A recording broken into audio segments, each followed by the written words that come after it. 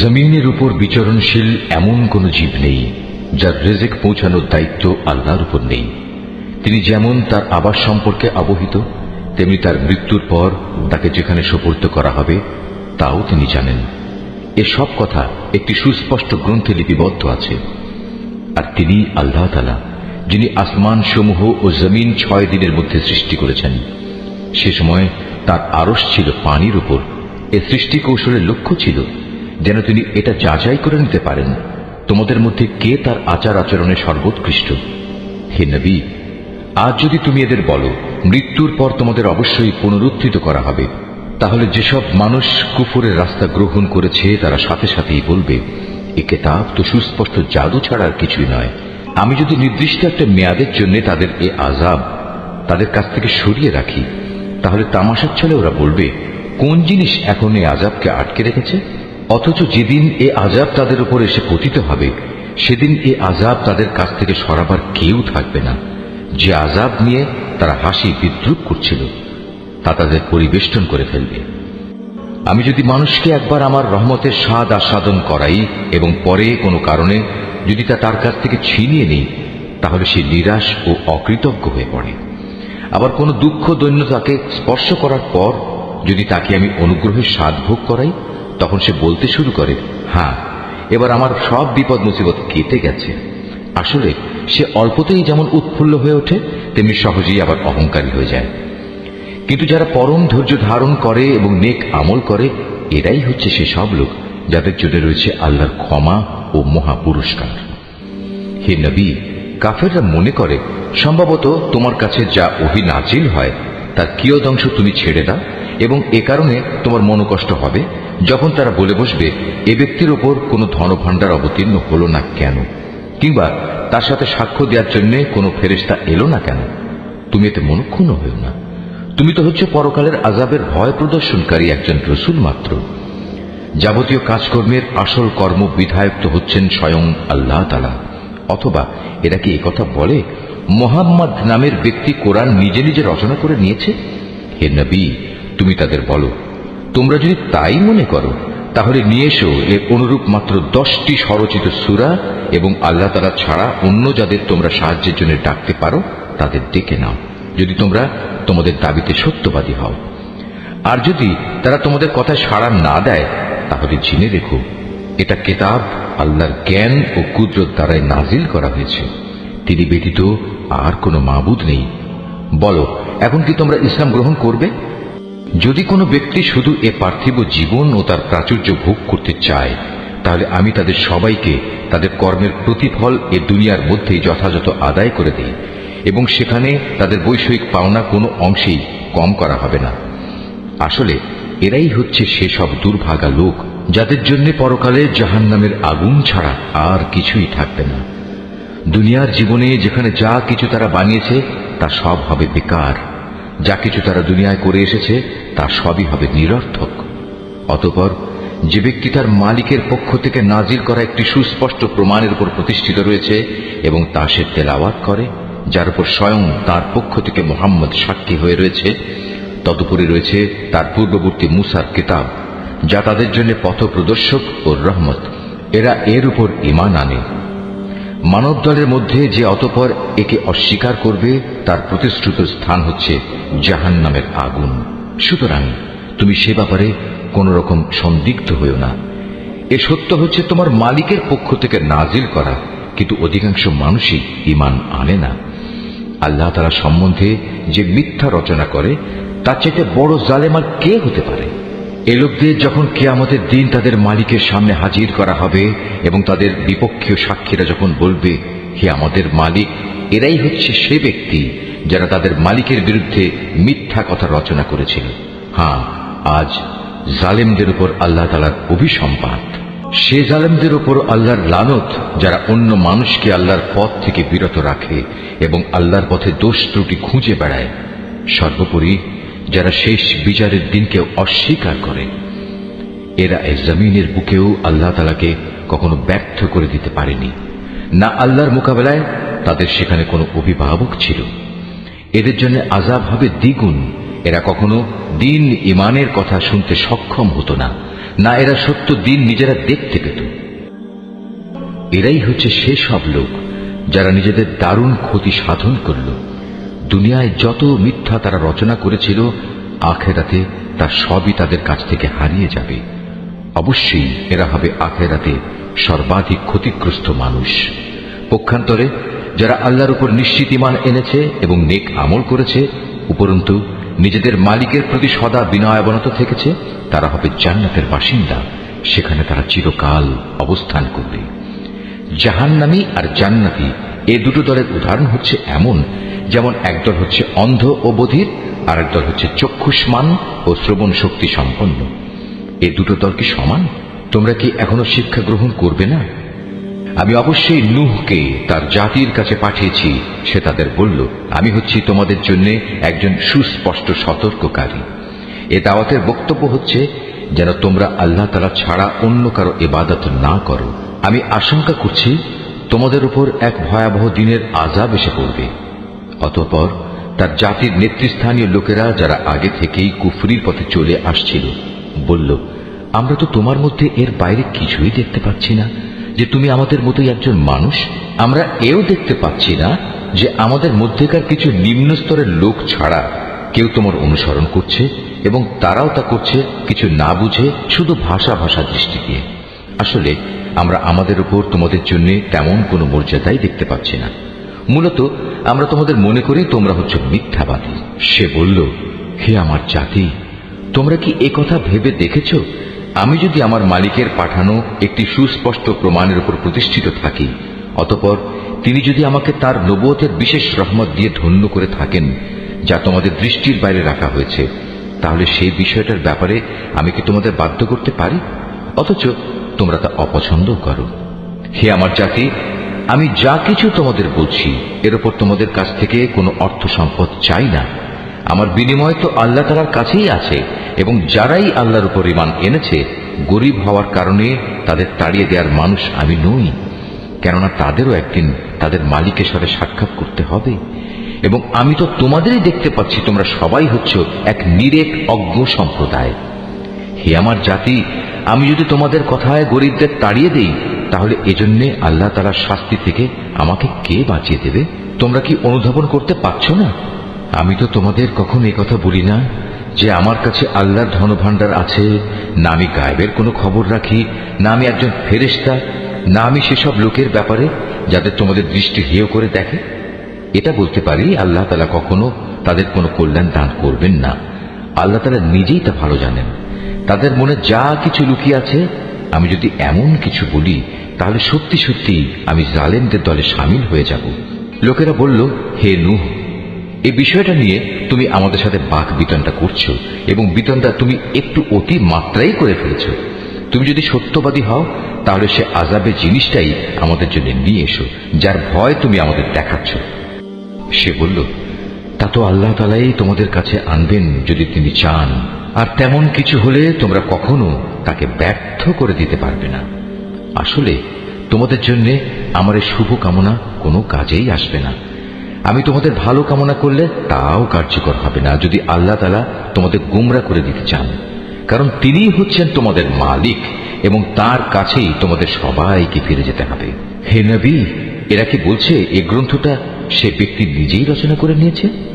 তুমি বলো, যদি আমি তা রচনা করে থাকি, তাহলে এ অপরাধের দায়িত্ব আমার উপর। তবে এ মিথ্যা অভিযোগ আরোপ করে যে অপরাধ তোমরা করছো, তা থেকে আমি সম্পূর্ণ মুক্ত। আর নূহের উপর ওহী পাঠানো হলো যে তোমার জাতির লোকদের মধ্যে থেকে যারা ঈমান এনেছে, তারা ছাড়া আর কেউই নতুন করে ঈমান আনবে না। সুতরাং এরা যা কিছু করছে, হে নবী, তুমি তার জন্য দুঃখ করো না। তুমি আমারই তত্ত্বাবধানে, আমারই ওহীর আদেশে একটি নৌকা বানাও, এবং যারা জুলুম করেছে তাদের ব্যাপারে তুমি আমার কাছে কোনো আবেদন নিয়ে হাজির হয়েও না। নিশ্চয়ই তারা নিমজ্জিত হবে। পরিকল্পনা মোতাবেক সে নৌকা বানাতে শুরু করল। যখনই তার জাতির নেতৃস্থানীয় লোকেরা তার পাশ দিয়ে আসা যাওয়া করত, তখন নূহকে নৌকা বানাতে দেখে তাকে দিয়ে হাসাহাসি শুরু করে দিত। সে বলল, আজ তোমরা যদি আমাদের উপহাস করো, তাহলে মনে রেখো, যেভাবে আজ তোমরা আমাদের উপর হাসছো, একদিন আমরাও তোমাদের উপর হাসব। অচিরেই তোমরা জানতে পারবে কার উপর এমন আযাব আসবে যা তাকে দুনিয়াতে অপমানিত করবে, এবং পরকালে কঠিন ও স্থায়ী আযাব কার জন্য নির্দিষ্ট। অবশেষে তাদের কাছে আযাব সম্পর্কিত আমার আদেশ এসে পৌঁছল, এবং চুলো থেকে একদিন পানি উথলে উঠল। আমি নূহকে বললাম, সম্ভাব্য প্রত্যেক জীবের পুরুষ স্ত্রীর এক এক জোড়া এতে উঠিয়ে নাও, সাথে তোমার পরিবার পরিজনদেরও ওঠাও, তাদের বাদ দিয়ে যাদের ব্যাপারে আগেই সিদ্ধান্ত ঘোষিত হয়েছে, এবং তাদেরও নৌকায় উঠিয়ে নাও যারা ঈমান এনেছে। মূলত তার সাথে আল্লাহর উপর খুব কম সংখ্যক মানুষ ঈমান এনেছিল। সে তার সাথীদের বলল, তোমরা এতে উঠে পড়ো, আল্লাহর নামে এর গতি ও স্থিতি নির্ধারিত হবে। নিশ্চয়ই আমার মালিক ক্ষমাশীল ও পরম দয়ালু। অতঃপর সে নৌকা পাহাড় সম বড় বড় ঢেউয়ের মধ্যে তাদের বয়ে নিয়ে চলতে থাকল। নূহ তার ছেলেকে নৌকায় আরোহণ করার জন্য ডাকল। সে আগে থেকেই দূরবর্তী এক জায়গায় দাঁড়িয়েছিল। হে আমার ছেলে, আমাদের সাথে নৌকায় ওঠো, আজ এমনই একটি কঠিন দিনে তুমি কাফেরদের সাথী হইও না। সে বলল, পানি বেশি দেখলে আমি কোনো পাহাড়ে গিয়ে আশ্রয় নেব, এবং তা আমাকে পানি থেকে বাঁচিয়ে দেবে। নূহ বলল, কিন্তু আজ তো কেউই আল্লাহর গজবের হুকুম থেকে কাউকে বাঁচাতে পারবে না, তবে যার উপর আল্লাহ তারা দয়া করবেন সেই শুধু আজ রক্ষা পাবে। পিতা পুত্র যখন কথা বলছিল, তখন হঠাৎ করে একটা বিশাল ঢেউ তাদের উভয়কে বিচ্ছিন্ন করে দিল। মুহূর্তের মধ্যেই সে নিমজ্জিত লোকদের অন্তর্ভুক্ত হয়ে গেল। অতঃপর বলা হলো, হে জমিন, তুমি এবার তোমার পানি গিলে নাও। হে আসমান, তুমিও পানি বর্ষণ থেকে ক্ষান্ত হও। অতএব পানির প্রচণ্ডতা প্রশমিত হল, এবং আল্লাহর কাজও সম্পন্ন হল। নূহের নৌকা গিয়ে স্থির হল জুদি পাহাড়ের উপর। আল্লাহর ঘোষণা ধ্বনিত হল, জালেম সম্প্রদায়ের লোকেরা নিঃশেষিত হয়ে বহু দূরে চলে গেছে। নূহ তার ছেলেকে ডুবতে দেখে তার মালিককে ডেকে বলল, হে আমার মালিক, আমার ছেলে তো আমারই পরিবারের এক সদস্য। আমার আপনজনদের ব্যাপারে তোমার ওয়াদা অবশ্যই সত্য, আর তুমিই হচ্ছ সর্বোচ্চ বিচারক। আল্লাহ বললেন, হে নূহ, সে তোমার পরিবারের অন্তর্ভুক্ত নয়, সে তো হলো এক অসৎ কর্মপরায়ণ ব্যক্তি। অতএব তোমার যে বিষয়ের জ্ঞান নেই সে বিষয়ে আমার কাছে তুমি কিছু চেও না। আমি তোমাকে উপদেশ দিচ্ছি, নিজেকে কোনো অবস্থায় জাহেলদের দলে সামিল করো না। সে বলল, হে আমার মালিক, যে বিষয় সম্পর্কে আমার কোনো জ্ঞান নেই সে ব্যাপারে কিছু চাওয়া থেকে আমি তোমার কাছে পানা চাই। তুমি যদি আমাকে মাফ না করো এবং আমার উপর দয়া না করো, তাহলে আমি ক্ষতিগ্রস্তদের অন্তর্ভুক্ত হয়ে যাব। তাকে বলা হলো, হে নূহ, বন্যার পানি নেমে গেছে, এবার তুমি নৌকা থেকে নেমে পড়ো। তোমার উপর, তোমার সাথে যারা আছে তাদের উপর আমার দেয়া সালাম ও বরকতের সাথে। অপর সম্প্রদায় সমূহকে আমি আবার তাদের জীবনে যাবতীয় উপকরণ প্রদান করব, তবে নাফরমানির জন্য আমার কাছ থেকে মর্মান্তিক শাস্তিও তাদের ভোগ করতে হবে।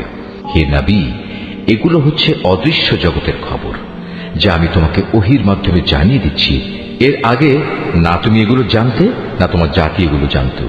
অতএব তুমি ধৈর্য ধারণ করো, কারণ ভালো পরিণাম ফল সব সময়ই পরেজগার ব্যক্তির জন্যই নির্দিষ্ট থাকে। আর আমি আদ জাতির কাছে তাদেরই এক ভাই হুদকে পাঠিয়েছিলাম। সে তাদের বলল, হে আমার জাতি, তোমরা ইবাদত করো একমাত্র আল্লাহ তাআলা, তিনি ছাড়া তোমাদের আর কোনো মাবুদ নেই। তোমরা তো কতিপয় মিথ্যা রচনাকারী ছাড়া আর কিছুই নাও।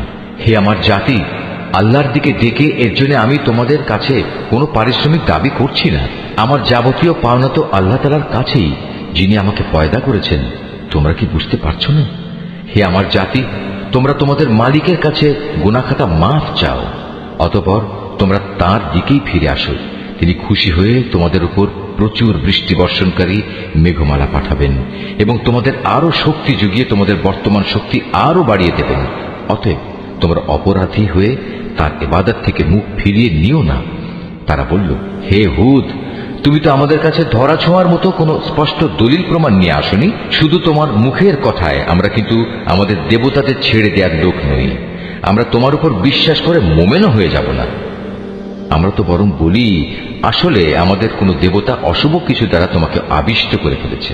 এ উদ্ভট কথা শুনে সে বলল, আমি আল্লাহকে সাক্ষী করছি এবং তোমরাও আমার এ কথায় সাক্ষী হও। তোমরা যেভাবে আল্লাহর সাথে শিরক করো, আমি তা থেকে সম্পূর্ণ মুক্ত। যাও, তোমরা সবাই মিলে আল্লাহ তাআলাকে বাদ দিয়ে আমার বিরুদ্ধে যত রকম ষড়যন্ত্র করতে চাও করো। অতঃপর আমাকে কোন রকম প্রস্তুতির অবকাশ দিও না। আমি তো আল্লাহ তাআলার উপরই ভরসা করি, যিনি আমার মালিক, তোমাদেরও মালিক। বিচরণশীল এমন কোন প্রাণী নেই যার নিয়ন্ত্রণ তার হাতের মুঠোয় নয়। অবশ্যই আমার মালিক সঠিক পথের উপর রয়েছেন। এ সত্ত্বেও যদি তোমরা মুখ ফিরিয়ে নাও, তাহলে জেনে রেখো, আমি যে পয়গাম তোমাদের কাছে পৌঁছে দেওয়ার জন্য প্রেরিত হয়েছিলাম তা আমি তোমাদের কাছে পৌঁছে দিয়েছি। অচিরেই আমার মালিক অন্য কোনো জাতিকে তোমাদের স্থলাভিষিক্ত করবেন। সে অবস্থায় তোমরা তার কোনো ক্ষতি সাধন করতে পারবে না। অবশ্যই আমার মালিক প্রত্যেকটি বস্তুরই রক্ষণাবেক্ষণ করেন। অতঃপর যখন আমার আযাব সম্পর্কিত হুকুম এলো, তখন আমি হুদকে এবং তার সাথে যত ঈমানদার ছিল তাদের আমার রহমত দ্বারা আযাব থেকে বাঁচিয়ে দিয়েছি। এভাবেই আমি তাদের এক কঠিন আযাব থেকে রক্ষা করেছি।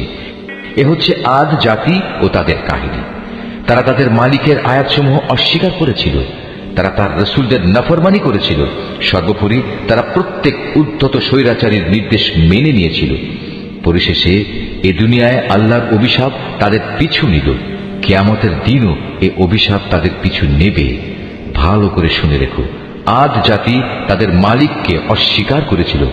এও জেনে রেখো, ধ্বংসই ছিল হুদের জাতি আদের একমাত্র পরিণতি। আমি সামুদ জাতির কাছে তাদেরই এক ভাই সালেহকে পাঠিয়েছিলাম। সে তাদের বলল, হে আমার জাতি, তোমরা সবাই একান্তভাবে আল্লাহর ইবাদত করো। তিনি ছাড়া তোমাদের আর কোনো মাবুদ নেই। তিনি তোমাদের এ জমিন থেকেই পয়দা করেছেন এবং তাতেই তিনি তোমাদের বসবাস করিয়েছেন। অতএব কৃতজ্ঞতা স্বরূপ তোমরা তার কাছে গুনাহের জন্য ক্ষমা প্রার্থনা করো। অতঃপর তওবা করে তার দিকেই ফিরে এসো। অবশ্যই আমার মালিক প্রত্যেকের একান্ত নিকটবর্তী এবং প্রত্যেক ব্যক্তির ডাকে তিনি জবাব দেন। তারা বলল, হে সালেহ, এর আগে তুমি এমন একজন মানুষ ছিলে যার ব্যাপারে আমাদের মধ্যে অনেক বড় বড় আশা করা হতো। আর এখন কি তুমি আমাদের সেসব মাবুদের ইবাদত থেকে বিরত রাখতে চাও যাদের ইবাদত আমাদের পিতামাতারা যুগ যুগ থেকে করে আসছে? আসলে তুমি যে দিনের দিকে আমাদের ডাকছো সে ব্যাপারে আমরা সন্দেহে নিমজ্জিত আছি। এ ব্যাপারে আমরা খুব দ্বিধাগ্রস্তও বটে।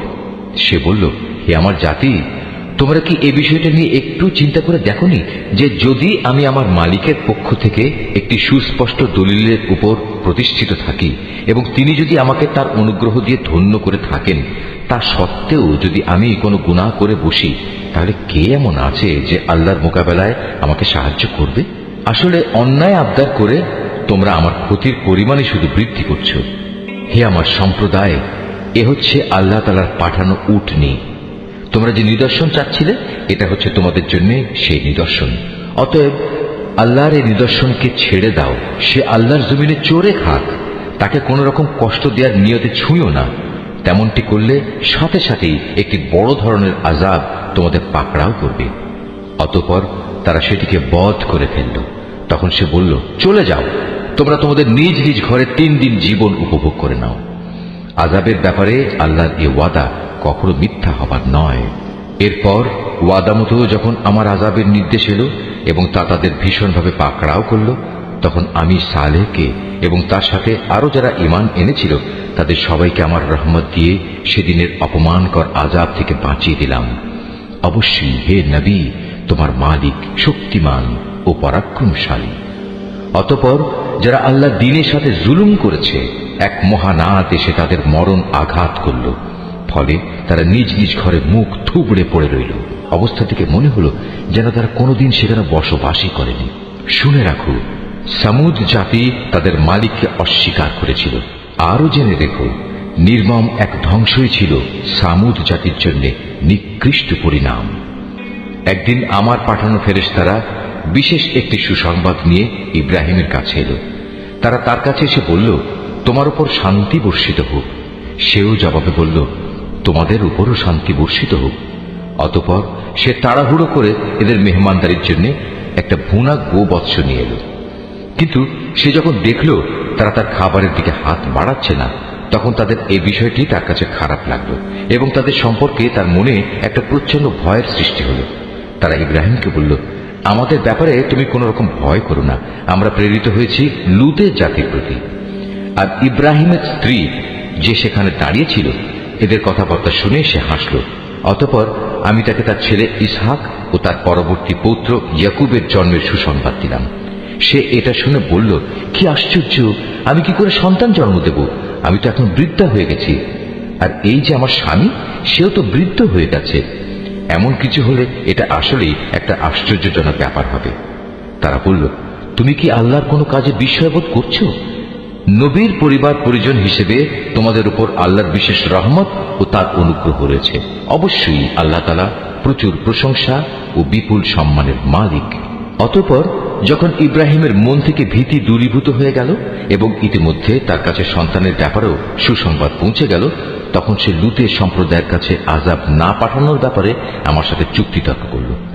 আসলে স্বভাবের দিক থেকে ইব্রাহিম ছিল সহনশীল, কোমল হৃদয় ও সর্বাবস্থায় আল্লাহর প্রতি নিবেদিত। আমি তাকে বললাম, হে ইব্রাহিম, এই যুক্তিতর্ক থেকে তুমি বিরত হও। এদের ব্যাপারে তোমার মালিকের সিদ্ধান্ত এসে গেছে। এখন এদের উপর এমন এক ভয়ানক শাস্তি আসবে যেটা কারো পক্ষেই রোধ করা সম্ভব হবে না। যখন আমার প্রেরিত ফেরেশতারা লুতের কাছে এলো, সে এদের অকস্মাৎ আগমনে কিছুটা বিষণ্ণ হল।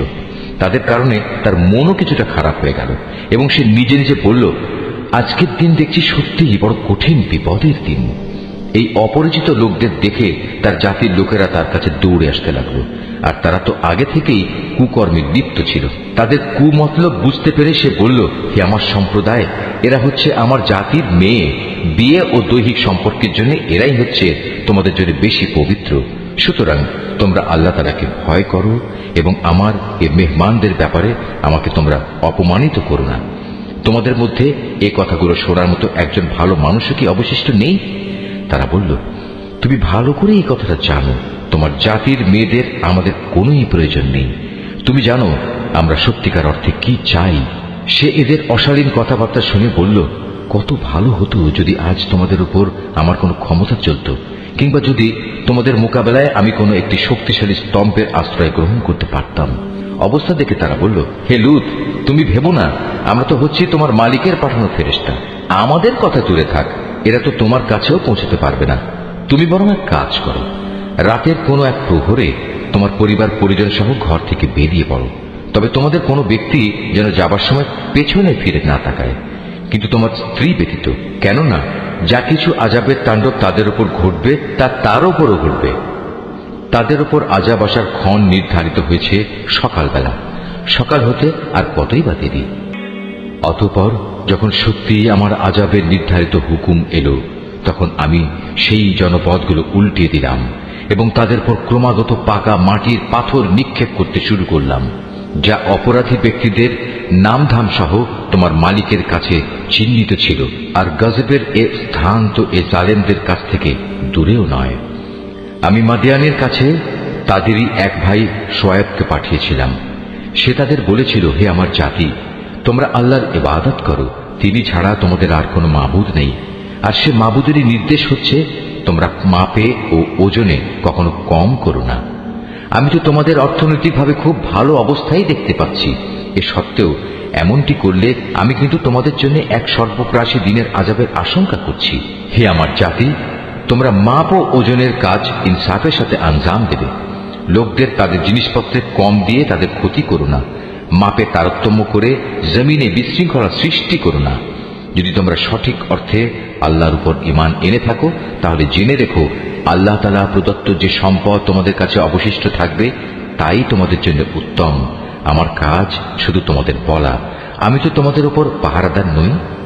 তারা বলল, হে শোয়েব, তোমার নামাজ কি তোমাকে এই আদেশ দেয় যে আমরা আমাদের দেবতাদের ইবাদত ছেড়ে দেব, বিশেষ করে এমন সব দেবতাদের যাদের ইবাদত আমাদের পিতৃপুরুষরা করত? তোমার নামাজ কি তোমাকে এই আদেশ দেয় যে আমরা আমাদের ধন সম্পদ নিয়ে যা করতে চাই তা আর করতে পারবো না? আমরা জানি তুমি এক ধৈর্যশীল নেককার মানুষ। সে বলল, হে আমার জাতি, তোমরা কি কখনো এই কথা ভেবে দেখেছ, যদি আমি আমার মালিকের পাঠানো একটি সুস্পষ্ট দলিলের উপর প্রতিষ্ঠিত থাকি, অতঃপর তিনি যদি আমাকে তার কাছ থেকে উত্তম রিজিকের ব্যবস্থা করেন, তাহলে কি আমি তোমাদের তার পথে ডাকবো না? আমি কখনো এটা চাই না যে কথা থেকে আমি তোমাদের বারণ করি নিজে তার বিরুদ্ধে চলব। আসলে আমি তো এর বাইরে আর কিছুই চাই না, যে যদ্দূর আমার পক্ষে সম্ভব আমি তোমাদের সংশোধন করে যাব। আমার পক্ষে যতটুকু কাজ আঞ্জাম দেয়া সম্ভব তা তো একান্তভাবে আল্লাহ তাআলার সাহায্য দ্বারাই সম্ভব। আমি তো সম্পূর্ণত তার উপরই নির্ভর করি এবং সব ব্যাপারে আমি তাঁরই দিকে ধাবিত হই। হে আমার জাতি, আমার বিরুদ্ধে তোমাদের জেদ এবং শত্রুতা যেন তোমাদের জন্য এমন এক আযাবজনিত বিষয়ের কারণ না হয়ে দাঁড়ায় যে তোমাদের উপরও সে ধরনের কিছু আপতিত হবে, যেমনটি নূহ কিংবা হুদ অথবা সালেহ জাতির উপর আপতিত হয়েছিল। আর লুতের সম্প্রদায়ের পাথর বর্ষণের সে স্থানটি তো তোমাদের থেকে খুব বেশি দূরেও নয়। তোমরা তোমাদের মালিকের কাছে নিজেদের গুনার জন্য ক্ষমা প্রার্থনা করো, অতঃপর তওবা করে তাঁর দিকেই ফিরে এসো। অবশ্যই আমার মালিক পরম দয়ালু ও স্নেহময়। তারা বলল, হে শোয়েব, তুমি যে ভালো ভালো কথাবার্তা বলো তার অধিকাংশ কথাই আমাদের ঠিকমতো বুঝে আসে না। আসল কথা হচ্ছে, আমরা তোমাকে দেখতে পাচ্ছি তুমি আমাদের মাঝে খুবই দুর্বল। আমাদের মাঝে তোমার আপন গোত্রের লোক না থাকলে আমরা অবশ্যই তোমাকে পাথর নিক্ষেপ করে হত্যা করতাম। তাছাড়া তুমি তো আমাদের উপর খুব শক্তিশালীও নও যে অতঃপর আমাদের কাছ থেকে প্রতিশোধ নিতে পারবে। সে বলল, হে আমার জাতি, তোমাদের কাছে আমার গোত্রীয় ভাই বন্ধু কি আল্লাহ তাআলার চাইতে বেশি শক্তিশালী যে তোমরা ওদের দোহাই দিচ্ছ? আল্লাহ তাআলাকে কি তোমরা তোমাদের পেছনে ফেলে রাখলে? জেনে রেখো, তোমরা এখন যা কিছু করছো আমার মালিকের জ্ঞানের পরিধি দ্বারা তা পরিবেষ্টিত হয়ে আছে। হে আমার সম্প্রদায়, তোমরা তোমাদের জায়গায় যা কিছু করতে চাও করে যাও, আমিও আমার জায়গায় যা করার করে যাব। অচিরেই তোমরা একথা জানতে পারবে কার উপর এমন আযাব আসবে যা তাকে অপমানিত করে ছাড়বে, আর কে মিথ্যাবাদী তাও তখন জানা যাবে। অতএব তোমরা সেদিনের প্রতীক্ষা করো, আমিও তোমাদের সাথে প্রতীক্ষা করব। পরিশেষে যখন আমার আযাবের সিদ্ধান্ত এলো, তখন আমি শোয়েবকে এবং তার সাথে যে কয়জন মানুষ ঈমান এনেছিল তাদের সবাইকে আমার নিজস্ব রহমত দ্বারা প্রলয়ঙ্কারী আযাব থেকে বাঁচিয়ে দিলাম। অতঃপর যারা আল্লাহর সাথে জুলুম করেছে সেদিন তাদের উপর মহানাদ আঘাত করল, ফলে মুহূর্তের মাঝেই তারা নিজেদের ঘরে এদিক সেদিকে উপর হয়ে পড়ে রইল। অবস্থা এমন হল যেন সে জনপদে কখনো তারা কোনো প্রাচুর্যই অর্জন করেনি। শুনে রেখো, এ ধ্বংসই ছিল মাদিয়ানের চূড়ান্ত পরিণাম, ঠিক যেমন ধ্বংসকর পরিণাম হয়েছিল তার পূর্ববর্তী সম্প্রদায় সামুদের। আমি মূসাকে তার জাতির কাছে আমার নিদর্শন সমূহ ও নবুয়তের সুস্পষ্ট দলিল সহ পাঠিয়েছিলাম। তাকে আমি পাঠিয়েছিলাম ফেরাউন ও তার পারিষদবর্গের কাছে, কিন্তু তারা সর্বদা ফেরাউনের কথাই মেনে চলত। অথচ ফেরাউনের কোনো কাজ ও কথাই সঠিক ছিল না। কিয়ামতের দিন সে তার দণ্ডপ্রাপ্ত জাতির আগে আগে থাকবে, অতঃপর সে তাদের জাহান্নামের আগুন পর্যন্ত নেতৃত্ব দিয়ে নিয়ে যাবে। কত নিকৃষ্ট সে জায়গা যেখানে তাদের নেতৃত্ব দিয়ে নিয়ে যাবে। এ দুনিয়াতে আল্লাহর অভিশাপ তাদের পেছনে ধাবিত করা হলো, আবার কিয়ামতের দিনও তারা কঠিন আযাবে নিমজ্জিত হবে। কত নিকৃষ্ট এ পুরস্কার যা তাদের সেদিন দেয়া হবে। হে নবী, এ হচ্ছে ধ্বংসপ্রাপ্ত কতিপয় জনপদের কাহিনী যা আমি তোমার কাছে বর্ণনা করছি। এদের ধ্বংসাবশেষের কিছু তো এখানে সেখানে এখনো বিদ্যমান রয়েছে, অনেক কিছু আবার কালের গর্ভে বিলীন হয়ে গেছে। এ আযাব পাঠিয়ে আমি কিন্তু তাদের উপর জুলুম করিনি, জুলুম তো বরং তারা নিজেরাই নিজেদের উপর করেছে। যখন সত্যি সত্যি তোমার মালিকের আযাব তাদের উপর নাজিল হয়েছে, তখন তাদের সেসব দেবতা তাদের কোনো কাজেই আসেনি যাদের তারা আল্লাহর বদলে ডাকত, বরং তারা তাদের ধ্বংস ছাড়া অন্য কিছুই বৃদ্ধি করতে পারেনি। হে নবী, তোমার মালিক যখন কোনো জনপদকে তাদের অধিবাসীদের জুলুমের কারণে পাকড়াও করেন, তখন তার পাকড়াও এমনই হয়। আল্লাহ তাআলার পাকড়াও অত্যন্ত কঠোর, অত্যন্ত ভয়ঙ্কর। এই কাহিনীগুলোর মাঝে তার জন্য সত্য জানার প্রচুর নিদর্শন মজুদ রয়েছে। যে ব্যক্তি পরকালের আযাবকে ভয় করে, সেদিন হবে সমস্ত মানুষদের একত্রিত করার দিন, উপরন্তু সেটা সবাইকে উপস্থিত করার দিনও বটে। আমি সেদিনটি একটি সুনির্দিষ্ট সময়ের জন্য মুলতবি করে রেখে দিয়েছি। সেদিন যখন আসবে তখন কেউ আল্লাহর অনুমতি ব্যতি রেখে কোনো কথা বলবে না। অতঃপর মানুষরা দুদলে বিভক্ত হয়ে যাবে, তাদের মধ্যে কিছু থাকবে হতভাগ্য আর কিছু থাকবে ভাগ্যবান। অতঃপর যারা হবে হতভাগ্য পাপী, তারা থাকবে জাহান্নামের আগুনে। সেখানে তাদের জন্য থাকবে আযাবের ভয়াবহ চিৎকার ও যন্ত্রণার ভয়াল আর্তনাদ। তারা সেখানে থাকবে চিরকাল, যতক্ষণ পর্যন্ত আসমান সমূহ ও জমিন বিদ্যমান থাকবে। তবে হ্যাঁ, তাদের কথা আলাদা, যাদের ব্যাপারে তোমার মালিক ভিন্ন কিছু চান। তোমার মালিক যখন যা চান তার বাস্তবায়নে তিনি একক ক্ষমতাবান। অপরদিকে যাদের ভাগ্যবান বানানো হবে তারা সেদিন যাবে জান্নাতে, সেখানে তারা চিরদিন থাকবে, যতদিন পর্যন্ত আসমান সমূহ ও জমিন বিদ্যমান থাকবে। তবে তার কথা আলাদা, যা তোমার মালিক ইচ্ছা করেন, আর এ জান্নাত হবে এক নিরবচ্ছিন্ন পুরস্কার যা কোনো দিনই শেষ হবে না। সুতরাং হে নবী, যে ব্যক্তি আল্লাহ তাআলা ছাড়া এসব কিছুর গোলামি করে তাদের শাস্তির ব্যাপারে তুমি কখনো সন্দিগ্ধ হও না। আসলে ওদের পিতৃপুরুষরা আগে যাদের বন্দেগী করত এরাও তাদেরই বন্দেগী করে। আমি এদের এ জঘন্য অপরাধের পাওনা পুরোপুরি আদায় করে দেব, বিন্দু মাত্র কম করা হবে না। হে নবী, আমি মুসাকেও কিতাব দিয়েছিলাম, অতঃপর বনী ইসরাইলের তরফ থেকে সে কিতাবেও নানা রকম মতবিরোধ সৃষ্টি করা হয়েছিল। আসলে তোমার মালিকের পক্ষ থেকে এ বিদ্রোহীদের ব্যাপারে যদি আগে থেকেই এ কথার ঘোষণা না করে রাখা হতো যে এদের বিচার পরকালই হবে, তাহলে কবেই এদের ব্যাপারে দুনিয়ায় গজবের সিদ্ধান্ত এসে যেত। মূলত এরা এই গ্রন্থের ব্যাপারে বিভ্রান্তিকর সন্দেহে নিমজ্জিত আছে। আর তখন তোমার মালিক এদের সবাইকে নিজেদের কর্মফলের পুরোপুরি বিনিময় আদায় করে দেবেন, কেননা এরা আজ যা কিছু করছে তিনি তার সব কিছুই জানেন। অতএব হে নবী, তোমাকে যেমনি করে সত্যের উপর প্রতিষ্ঠিত থাকার আদেশ দেওয়া হয়েছে তুমি তাতেই স্থির থাকো। তোমার সাথে আরো যারা কুফরি থেকে ফিরে এসেছে তারাও যেন ঈমানের উপর দৃঢ় থাকে। তোমরা কখনো সীমা লঙ্ঘন করো না। এরা যা কিছু আজ করছে আল্লাহ তাআলা অবশ্যই তার সব কিছু দেখছেন। হে মুসলমানরা, তোমরা কখনো এদের দিকে ঝুঁকে পড়ো না যারা ন্যায়ের সীমা লঙ্ঘন করেছে। তেমনটি করলে অবশ্যই জাহান্নামের আগুন তোমাদের স্পর্শ করবে, আর তেমন অবস্থায় আল্লাহ তাআলা ছাড়া তোমাদের কোনো অভিভাবক থাকবে না, এবং সে সময় তোমাদের কোন রকম সাহায্যও করা হবে না। হে নবী, নামাজ প্রতিষ্ঠা করো দিনের 2 প্রান্ত ভাগে ও রাতের 1 ভাগে। অবশ্যই মানুষের ভালো কাজসমূহ তাদের মন্দ কাজসমূহ মিটিয়ে দেয়। এটা হচ্ছে এক ধরনের উপদেশ তাদের জন্য যারা আল্লাহর স্মরণ করে। তুমি ধৈর্য ধারণ করো, নিশ্চয়ই আল্লাহ তাআলা নেককারদের পাওনা কখনো বিনষ্ট করেন না। অতঃপর এমনটি কেন হয়নি যে যেসব উম্মতের লোকেরা তোমাদের আগে অতিবাহিত হয়ে গেছে তাদের মধ্যে অবশিষ্ট যারা রয়ে গেছে তারা মানুষকে জমিনে বিপর্যয় সৃষ্টি করা থেকে নিষেধ করত। এদের সংখ্যা ছিল নিতান্ত কম। আমি যাদের আগের আযাব থেকে বাঁচিয়ে রেখেছিলাম। আর জালেমরা তো যে বৈষয়িক প্রাচুর্য ছিল তার পেছনেই পড়ে থেকেছে, তারা ছিল আসলেই অপরাধী। এটা কখনো তোমার মালিকের কাজ নয় যে কোনো জনপদকে অন্যায়ভাবে ধ্বংস করে দেবেন, বিশেষ করে যখন সে জনপদের অধিবাসীরা সংশোধনে নিয়োজিত থাকে।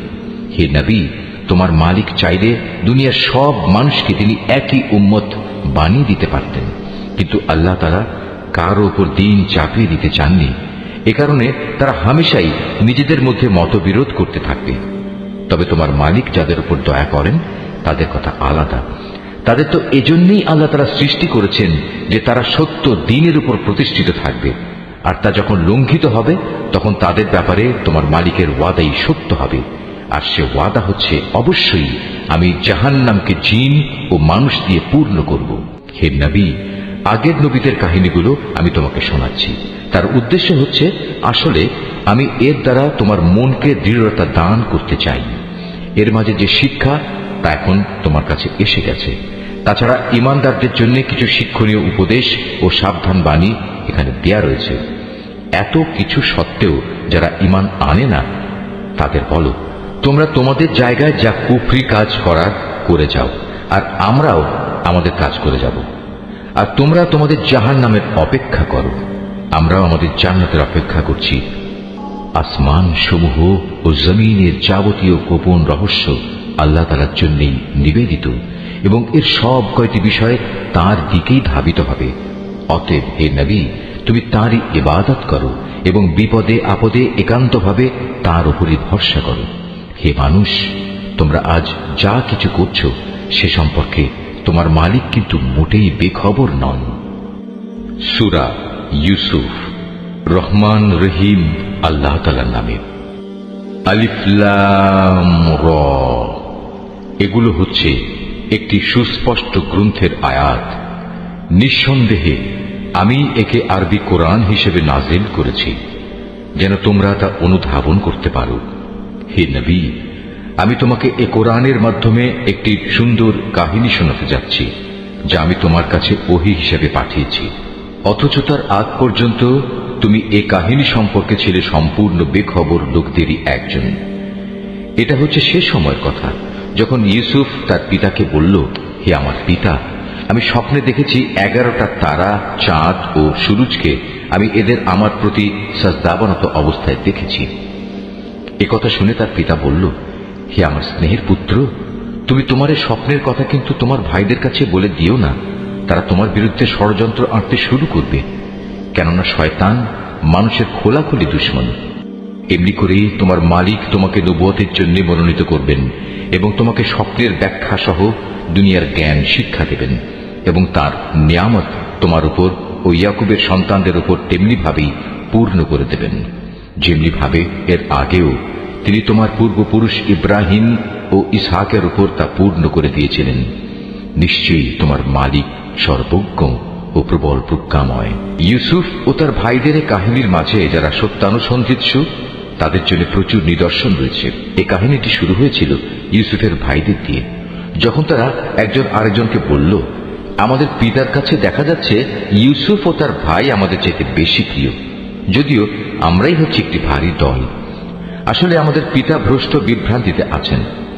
তাই শয়তান তাদের পরামর্শ দিল, ইউসুফকে মেরে ফেলো অথবা তাকে কোনো এক অজানা জায়গায় নির্বাসনে দিয়ে এসো, এরপর দেখবে তোমাদের পিতার দৃষ্টি তোমাদের দিকেই নিবিষ্ট হবে, অতঃপর তোমরা আবার সবাই ভালো মানুষ হয়ে যেও। এর মধ্যে তাদের মধ্যে থেকে একজন বলল, না, ইউসুফকে তোমরা হত্যা করো না। তোমরা যদি সত্যি সত্যি কিছু একটা করতে চাও তাহলে তাকে হয়তো কোনো গভীর কূপে ফেলে দিয়ে এসো, আসা যাওয়ার পথে কোনো যাত্রী দল তাকে উঠিয়ে নিয়ে যাবে। সিদ্ধান্ত মোতাবেক সবাই পিতার কাছে এলো এবং তারা বলল, হে আমাদের পিতা, এ কি হলো তোমার? তুমি কি ইউসুফের ব্যাপারে আমাদের উপর ভরসা করতে পারছো না? অথচ আমরা সবাই হচ্ছে তার শুভাকাঙ্ক্ষী। আগামীকাল তাকে তুমি আমাদের সাথে জঙ্গলে যেতে দাও, সে আমাদের সাথে ফলমূল খাবে ও খেলাধুলা করবে, আমরা নিশ্চয়ই তার রক্ষণাবেক্ষণ করব। সে বলল, এটা অবশ্যই আমাকে কষ্ট দেবে যে তোমরা তাকে নিয়ে যাবে, তদুপরি আমি ভয় করছি এমন তো হবে না যে বাঘ তাকে এসে খেয়ে ফেলবে, অথচ তোমরা তার ব্যাপারে অমনোযোগী হয়ে পড়বে। তারা বলল, আমরা একটি ভারী দলবদ্ধ শক্তি হওয়া সত্ত্বেও যদি তাকে বাঘ এসে খেয়ে ফেলে তাহলে আমরা সত্যি অথর্ব ও ক্ষতিগ্রস্ত হয়ে পড়ব। অতঃপর অনেক বলে কয়ে যখন তারা তাকে নিয়ে গেল এবং তারা তাকে এক অন্ধ কূপে নিক্ষেপ করার ব্যাপারে সবাই সিদ্ধান্ত নিল এবং তারা তাকে কূপে নিক্ষেপ করেও ফেলল, তখন আমি তাকে ওহী পাঠিয়ে জানিয়ে দিলাম, একদিন এমন আসবে যেদিন তুমি এসব কথা এদের সবাইকে বলে দেবে। এরা তো জানেই না এ ঘটনা কার জন্য কি পরিণাম বয়ে আনবে। ইউসুফকে কুয়ায় ফেলে দিয়ে রাতের কিছু অংশ অতিবাহিত হবার পর তারা কাঁদতে কাঁদতে তাদের পিতার কাছে এলো। অনুযোগের স্বরে তারা বলল, হে আমাদের পিতা, আমরা জঙ্গলে দৌড়ের প্রতিযোগিতা দিয়ে দেখতে চেয়েছিলাম আমাদের মধ্যে কে আগে যেতে পারে। আমরা ইউসুফকে আমাদের মাল সামানা পাহারা দেওয়ার জন্য এগুলোর পাশে রেখে গিয়েছিলাম। ইতিমধ্যে একটা নেকড়ে বাঘ এসে তাকে খেয়ে ফেলে, কিন্তু তুমি তো আমাদের কথা কিছুতেই বিশ্বাস করবে না, যত সত্যবাদী আমরা হই না কেন। তারা তার জামায় মিথ্যা রক্ত মেখে নিয়ে এসেছিল। তাদের কথা শুনে সে বলল, হ্যাঁ, তোমরা বরং এটা বলো, একটা কথা তোমরা মনে মনে ঠিক করে এনেছো এবং ধরে নিয়েছো, তা আমি বিশ্বাস করব। সুতরাং এই অবস্থায় পূর্ণ ধৈর্য ধারণ করাই আমার জন্য ভালো। তোমরা যে মন গড়া কথা বলছো সে ব্যাপারে আল্লাহ তাআলাই হচ্ছেন আমার একমাত্র সাহায্যস্থল। অতঃপর ঘটনা এমন হল, একটি বাণিজ্যিক কাফেলা সেখানে এলো। তার একজন পানি সংগ্রাহককে কুয়ার কাছে পাঠালো।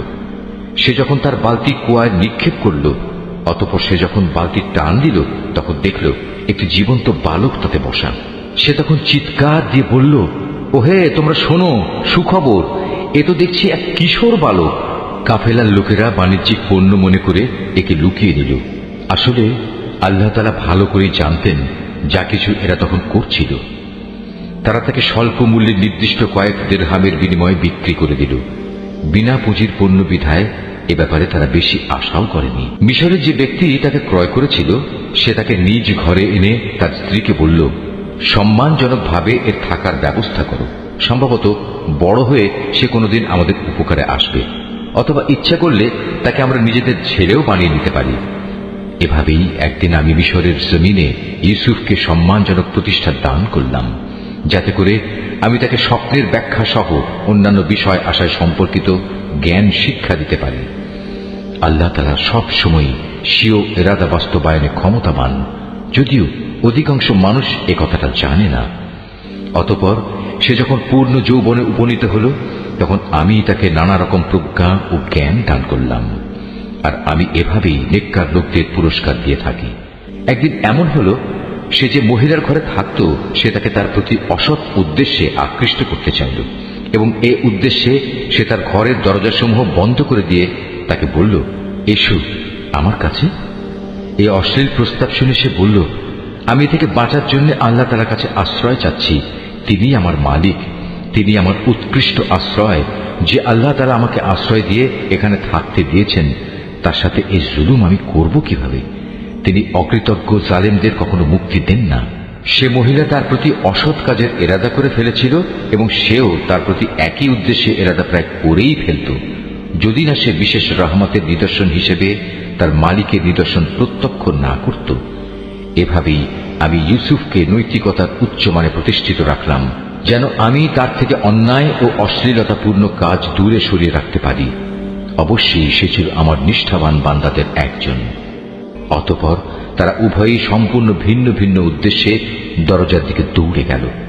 মহিলা তাকে ধরতে গিয়ে পেছন দিক থেকে তার জামা টেনে ছিঁড়ে ফেলল। এমত অবস্থায় তারা উভয়ই তার স্বামীকে দরজার পাশে দাঁড়ানো অবস্থায় পেল। তখন মহিলাটি স্বীয় অভিসন্ধি গোপন করার জন্য ইউসুফকে অভিযুক্ত করে বলল, কি শাস্তি হওয়া উচিত সে ব্যক্তির, যে ব্যক্তি তোমার স্ত্রীর সাথে অশ্লীল কাজের ইচ্ছা পোষণ করে? তাকে হয় জেলে পাঠাতে হবে, নতুবা অন্য কোনো কঠিন শাস্তি দিতে হবে। সে বলল, সে মহিলাই আমাকে অশ্লীল কাজের প্রতি আকৃষ্ট করতে চেয়েছিল। এ সময় সে মহিলার আপনজনদের মধ্যে থেকে একজন এসে সাক্ষী হিসেবে নিজের সাক্ষ্য পেশ করে বলল, ইউসুফের জামা তদন্ত করে দেখা যাক। যদি তার জামার সম্মুখ ভাগ ছেঁড়া হয়ে থাকে, তাহলে বুঝতে হবে অভিযোগের ব্যাপারে সে মহিলা সত্য বলেছে, এবং সে ইউসুফ মিথ্যাবাদীদের একজন। আর যদি তার জামা পেছন দিক থেকে ছেঁড়া হয়ে থাকে, তাহলে বুঝতে হবে সে নারী মিথ্যা কথা বলছে, এবং সেই সত্যিবাদীদের একজন। অতঃপর এ মূল নীতির ভিত্তিতে সে গৃহস্বামী যখন দেখল তার জামা পেছন দিক দিয়ে ছেঁড়া, তখন সে আসল ঘটনা বুঝতে পেরে নিজের স্ত্রীকে বলল, কোনো সন্দেহ নেই, এটা তোমাদের নারীদের ছলনা। আর সত্যি তোমাদের মতো নারীদের ছলনা বড় জঘন্য।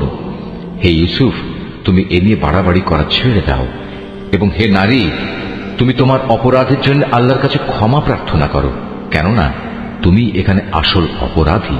বিষয়টা জানাজানি হয়ে গেলে শহরের নারীরা নিজেদের মধ্যে বলতে লাগলো, আজিজের স্ত্রী তার যুবক গোলামের প্রতি আসক্ত হয়ে পড়েছে, তাকে তার গোলামের প্রেম উন্মত্ত করে দিয়েছে। আমরা তো দেখতে পাচ্ছি সে সুস্পষ্ট গুমরাহিতে নিমজ্জিত হয়েছে। সে মহিলা যখন ওদের কানাকানি ও ষড়যন্ত্রের কথা শুনল, তখন সে ওদের সবাইকে নিজের ঘরে ডেকে পাঠালো এবং তাদের জন্য একটি মাহফিলের আয়োজন করল। রীতি অনুযায়ী প্রত্যেককে খাবার গ্রহণের জন্য এক একটি ছুরি দিল।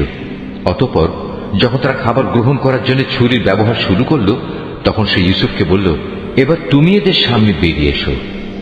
যখন মহিলারা তাকে দেখল, তখন তারা তার গরিমায় রূপ যৌবনে অভিভূত হয়ে গেল এবং নিজেদের অজান্তেই ছুরি দিয়ে খাবার গ্রহণের পরিবর্তে নিজেদের হাত কেটে ফেলল। তারা বলল, কি অদ্ভুত সৃষ্টি, এ তো কোনো মানুষ নয়, এ তো হচ্ছে এক সম্মানিত ফেরেশতা। এবার বিজয়িনীর ভঙ্গিতে সে মহিলা বলল, তোমরা দেখলে তো, এ হচ্ছে সে ব্যক্তি যার ব্যাপারে তোমরা আমাকে ভর্ৎসনা তিরস্কার করছিলে।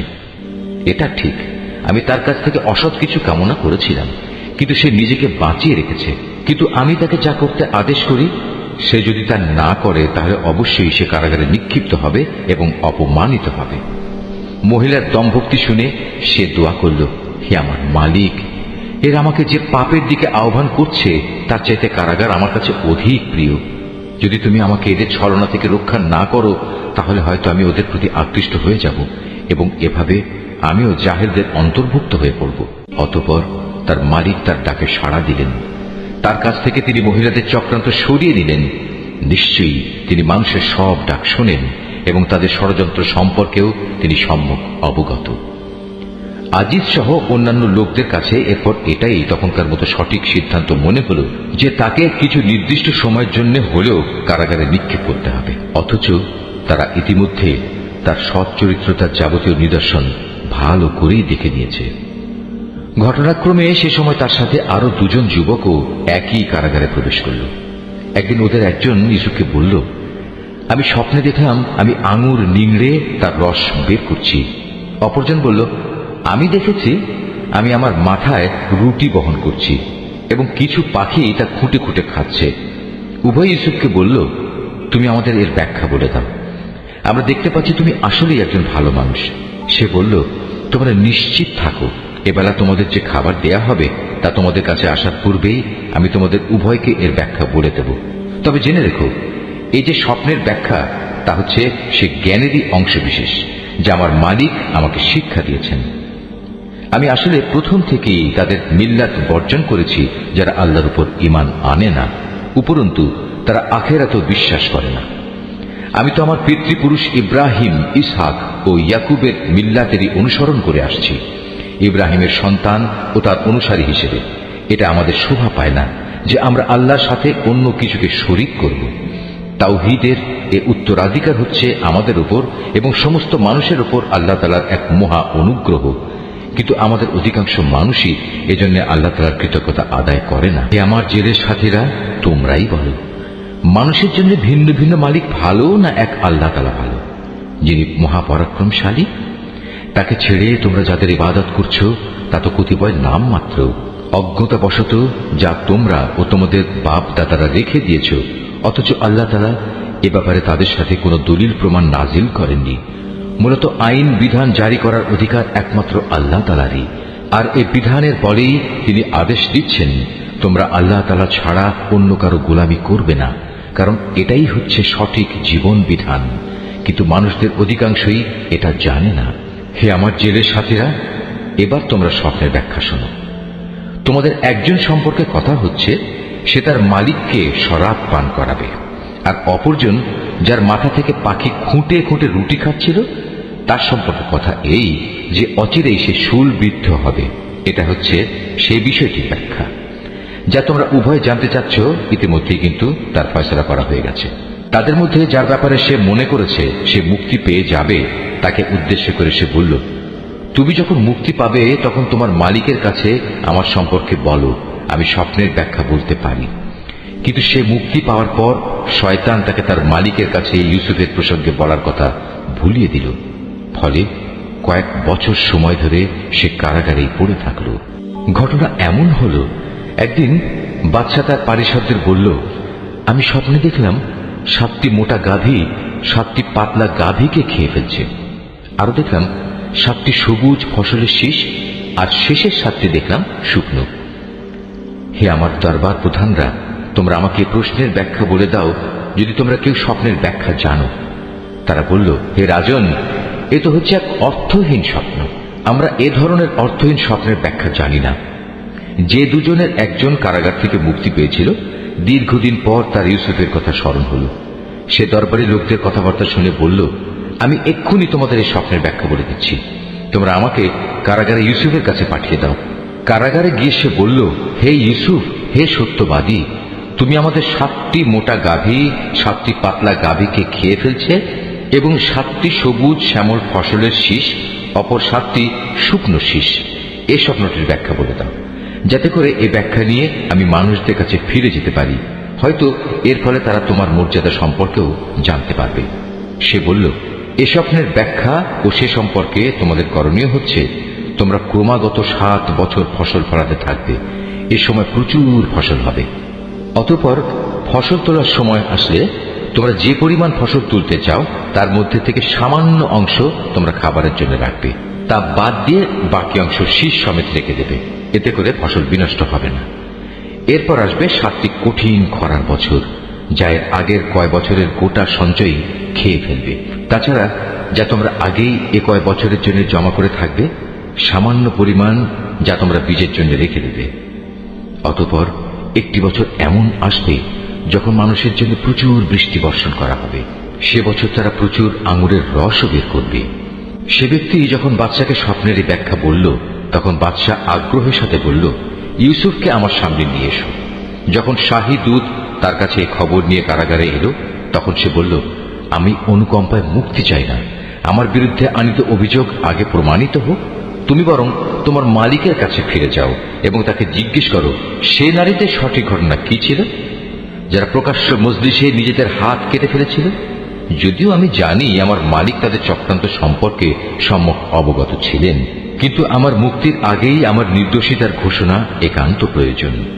এরপর বাদশাহ সে নারীদের দরবারে তলব করল এবং তাদের জিজ্ঞেস করল, ঠিক ঠিক আমাকে বলো তো, সেদিন তোমাদের কি হয়েছিল, যেদিন তোমরা ইউসুফের কাছ থেকে অসৎ কর্ম কামনা করেছিলে? তারা বলল, আশ্চর্য আল্লাহ তাআলার মাহাত্ম্য, আমরা তো তার মধ্যে কোনো পাপই দেখতে পাইনি। এ কথা শুনে আজিজের স্ত্রী বলল, এখন যখন সত্য প্রকাশিত হয়েই গেছে, তখন আমাকেও বলতে হয়, আসলে আমি তার কাছে অসৎ কাজ কামনা করেছিলাম। অবশ্যই সে ছিল সত্যবাদী। শাহী তদন্তের খবর শুনে ইউসুফ বলল, এটি আমি এজন্য করতে বলেছিলাম যেন সে বাদশাহ জেনে নিতে পারে আমি আজিজের অবর্তমানে তার আমানতের কোনো খেয়ানত করিনি। কেননা আল্লাহ তাআলা কখনো খেয়ানতকারীদের সঠিক পথ দেখান না।